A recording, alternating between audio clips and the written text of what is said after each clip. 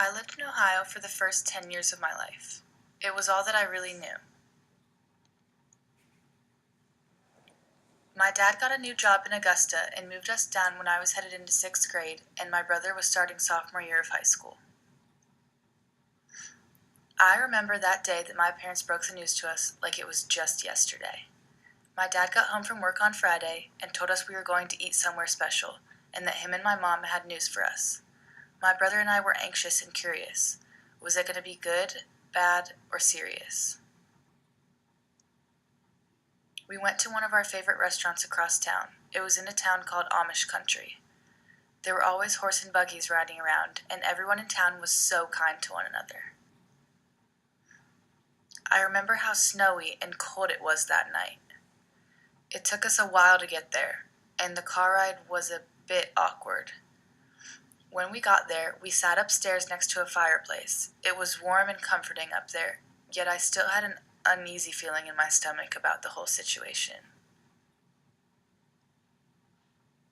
After ordering drinks and getting comfortable, my dad proceeded to tell us that a branch of his company was starting in Augusta, Georgia. He said he talked with Mom about the possibility of transferring down there. My mom and dad had always talked about eventually moving further south to warmer weather. I knew that this was the moment that he was going to say, "It's actually happening." We are moving. Apprehensive for the first minute, my 11-year-old self soon realized that this could be a really fun adventure. My brother, on the other hand, was pretty upset. He was on the varsity basketball team, had a serious girlfriend, and was really starting to get in the swing of high school with all of his new friends. He soon came to terms with what was happening and knew his life would change. Leaving our house was stressful and sad, but I was so excited to move to a new home. I felt a rush of excitement about a new room, a new street, new town, new friends, new everything. It eventually came time to leave and say goodbye to all of my friends. My best friend for all of elementary school, Sarah, took it really hard. She didn't want to believe that her best friend was moving 10 hours away. I created so many friendships throughout my years in Ohio. How was I able to just walk away from those? In an 11-year-old's eyes, it's hard to realize that you will see each other again.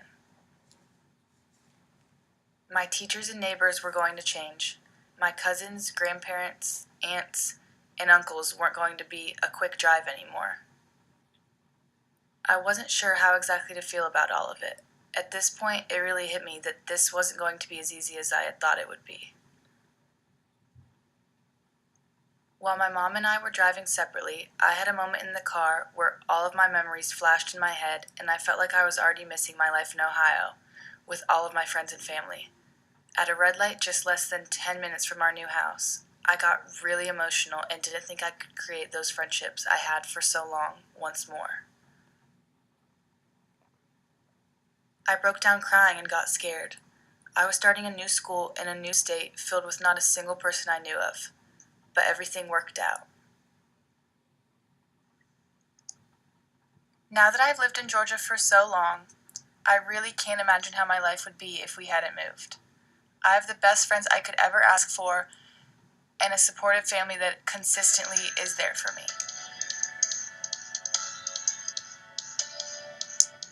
My parents and my brother, they have grown so much since we moved.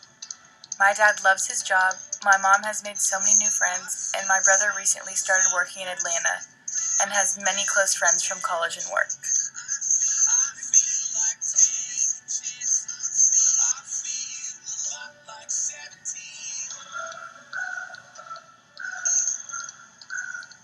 Overall, life takes you places that you may not be ready for, but the ending could be something so special.